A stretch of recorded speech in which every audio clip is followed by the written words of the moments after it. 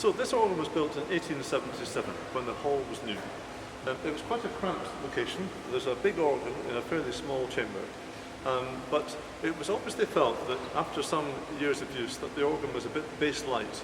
Sounded beautiful and magnificent, but perhaps lacking in foundation. And the original builder, Aristide Cavaillé-Coll, was invited back in 1893 to enlarge what was then a 16-year-old instrument. And he did so by adding a small solo division at the top of the organ, but I think the biggest impact would have been from adding a rank of very deep pedal pipes that would have created much stronger foundation throughout the hall.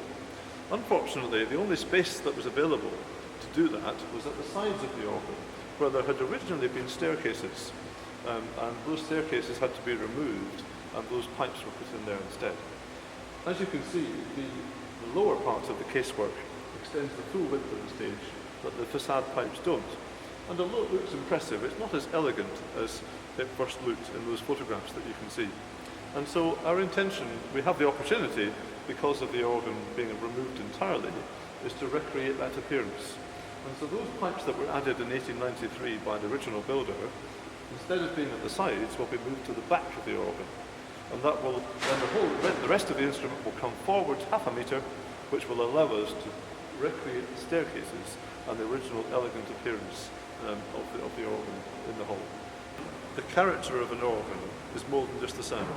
Okay. And for the player, it's the interface with the console. And that's one of the things that's frustrating about this console.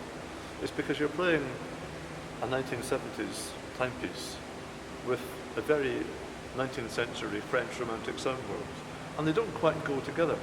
And it just feels like you're driving a BMW but sitting in a Mondeo or something, you know. And